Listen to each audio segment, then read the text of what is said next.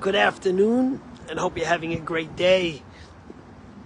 So as the world, the Jewish world especially, watches every day, every moment with bated breath as we see the hostages, little babies, children, grandmothers, grandfathers coming out of captivity after 6 weeks, some who have been injured, and of course we found out that all of them have not been treated well on so many different levels. And we watch the hypocrisy of the world, as for example you see Hamas making these videos to show their compassion as they wave goodbye to these hostages that they tortured, that they separated from their families, that they made sleep on chairs and didn't allow to go to bathrooms. And then they have these videos to show how compassionate they are. And one of the videos, of course, you see how the terrorist tells this young kid, don't forget to wave goodbye, commanding them, forcing them. And then they force them to write letters. One of the parents who's still in captivity had to write a letter of how they were treated. And then you watch on Twitter and social media and TikTok and you see these animals praising Hamas for the way they took care of the hostages. You're talking about people that raped, that butchered, that murdered, that killed, that held babies and still hold little kids in captivity, that separated families.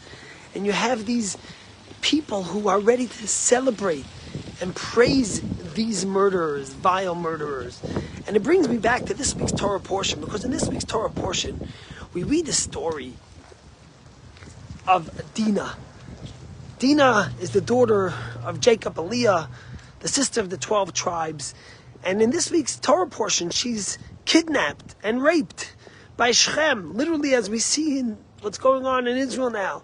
And the brothers, her brothers and Isaac's, Jacob's children, are infuriated by the way she was treated and the way she was held captive because Shechem wanted to marry her. And they devise a plan. And the plan they devise is they tell them, you know what, you want to marry Dinah, it's on one condition, all of you circumcised. And when you're circumcised and you become Jewish like us, then you can marry our sisters. And they do that, and on the third day when they're all weak from the circumcision, Levi and Shimon go and wipe out all the people that are holding hostage to their sister, and they bring their sister back home.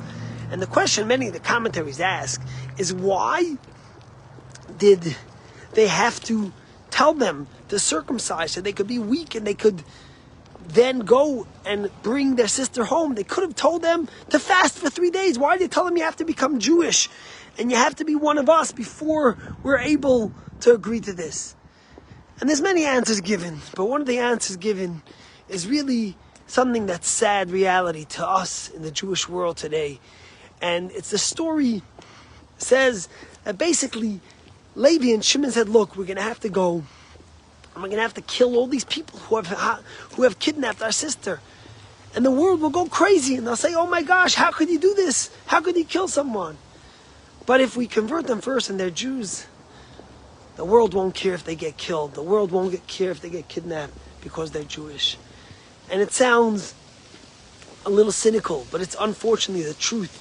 And what we've witnessed in the last 7 weeks, when you're able to see leaders of countries like Ireland who say that a girl that was lost for 6 weeks, instead of saying a girl that was kept hostage by terrorists, by animals, when you see people who are able to celebrate and pull down pictures of baby hostages and pray and hope that these people don't get released, then you see the world and how they treat Jews different than everyone else.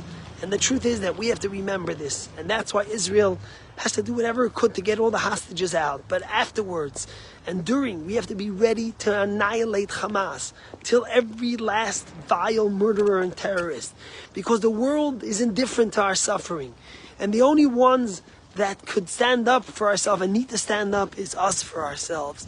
But there's also hope.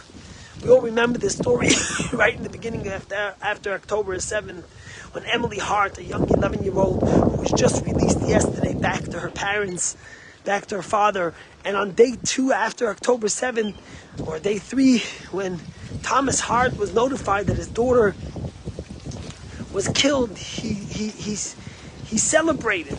And although he was crying, and they asked him, why are you celebrating? And he said, because at the end of the day, It's so painful to me that my daughter should be dead, but I'd rather she be dead than be in the hands of these vile murderers and rapists. And then a couple days later, he found out that his daughter was kidnapped by Hamas.